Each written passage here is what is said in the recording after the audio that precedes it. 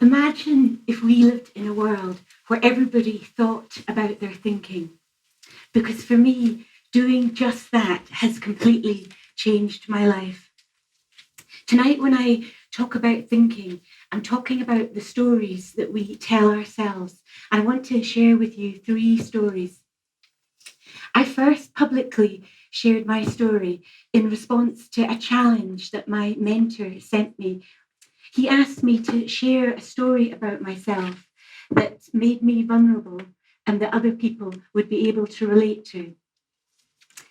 My first story I entitled, I Used to Hate Myself and My Body.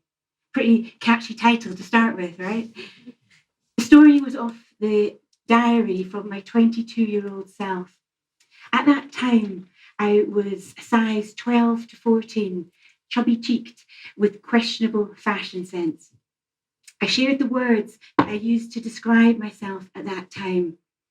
I used the words that I was weak, I was unattractive, and I was lazy. And in that diary, I spoke about myself in such a cruel way, words that I would never dream of using to talk about somebody else. I felt alienated from my body, and I was shy and quiet, and I struggled to fit in with my much more confident nursing colleagues. I just felt like I was never good enough. Through the years, I've had some counselling, I've worked on my own personal development, and I've now come to love who I am, and I've made peace with my body. And I shared that in my story, and that how much compassion I now feel for 22-year-old Shona and for the many people I meet day to day who tell themselves the same story that I used to tell. My biggest fear in sharing this story on Facebook was that my story would be ignored and that I would be left feeling vulnerable and exposed and that I'd kind of overshared. But better than that was the relief that I felt from writing that story. So I pressed post and I silently lurked on Facebook, waiting to see what response I would get. To my relief, a lot of people responded to the post and felt hope that although maybe they didn't like themselves that much at the time, that they saw that there was a journey, and I was encouraged by their responses. I've since fallen in love with the process of writing and reframing my story. And I now write regularly in a blog where I share about body image and eating struggles that I've had. I believe that the way we tell our stories, the narrative that goes through our minds, is fundamental in the happiness that we allow ourselves to feel. We all tell stories all the time. Every time that we speak, every time that we think. We tell the stories that we've inherited from our parents and that we have received from society and from our own experiences. But we get to choose how we tell those stories.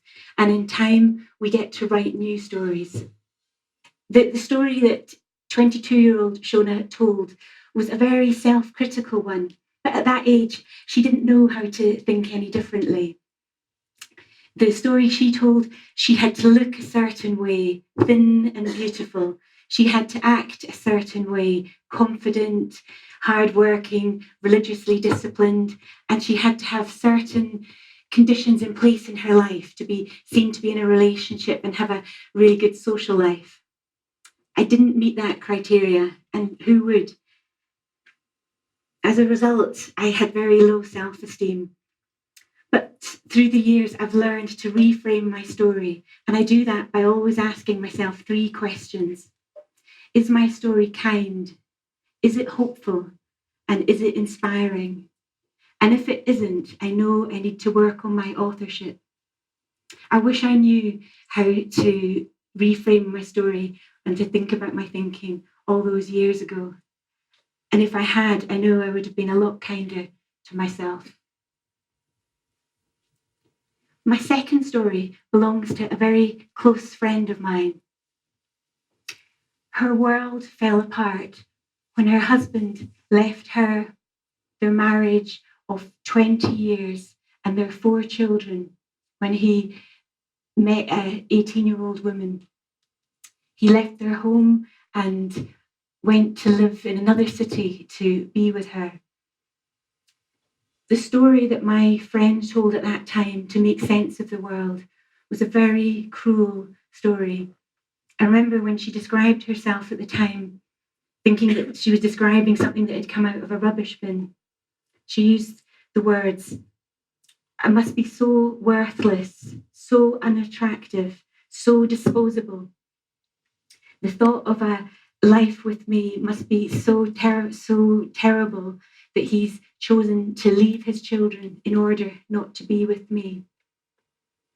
As a result, she suffered hugely.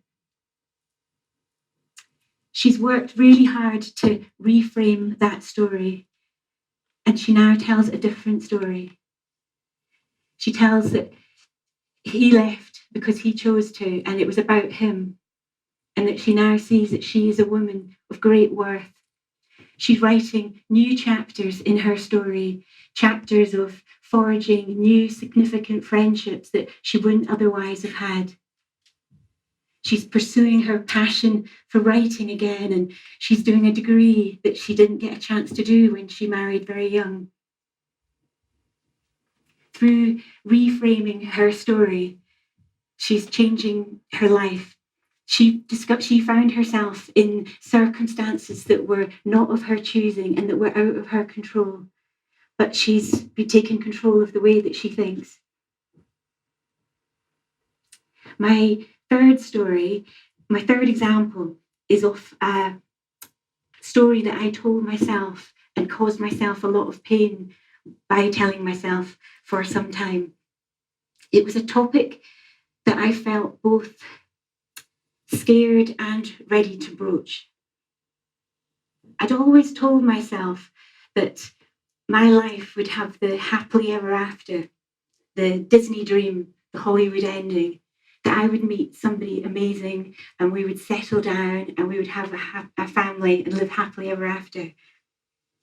Aged 39 and a half, I had the dawning realization that whilst there was still possibility, I may not get to play the role of mother nor life partner in my life story. Although I had deconstructed many of my old worldviews, I still somehow felt like I was missing out or lacking something that everybody else seemed to have. At times I felt lonely and I felt regret for relationships that hadn't worked out. I questioned why was I still single, and I played different stories in my mind. Maybe I wasn't attractive enough or slim enough or smart enough, or maybe there was actually something wrong with me. Although I knew the importance of thinking about our thinking, I hadn't reframed my stories. I was telling myself stories that weren't kind, that weren't hopeful, and that weren't inspiring. Through self-reflection, talking to close friends, and my love of writing, I realised that those stories were not true. One of the reasons that I'm single is, to quote an old auntie, "The ones I'd have wouldn't have me, and the ones that would have me, I wouldn't have." I wrote about this in a blog, which I entitled, "Life Didn't Turn Out the Way I Imagined." In that blog, I shared that I am choosing to daily look at my life through lenses of self-gratitude, that rather than focusing on what I don't have, I want to focus on what I do have. I may not be somebody's mother, but I want to be the best auntie in the world. And while right now I'm not somebody's partner, I want to aim to be the best daughter and sister and friend that I can be. In that post, I shared that life didn't turn out the way I imagined, but maybe my imagination wasn't big enough. If I'd had the happily ever after, I wouldn't have the life that I've had thus far, and I've had an amazing life. I've lived for years in London and I've travelled the world as a humanitarian aid worker. I've studied and changed my career so often that my mum struggles to remember what I do, and my dad has positively given up trying. I now run my own business doing work that I find hugely meaningful. Through reframing my story, I moved from being a passive victim in the hand that life gave her to being an active author in her own story. Howard Truman has a beautiful quote: "Don't ask what this world needs. Ask what makes you come alive and go and do it. Because what this world needs is people who have come to life." So I ask you again, imagine a world where we all thought about our thinking, where we all looked at the stories that we tell ourselves and we ask, are they true? Are they kind? And are they inspiring? And if they're not, we work on our own authorship. Life is short and precious. Mary Oliver asks a beautiful question: what will you do with this one wild and precious life? What will you do with this one wild and precious life? So let's not let life just happen to us. Let's be the authors in our own wild and precious lives. Thank you.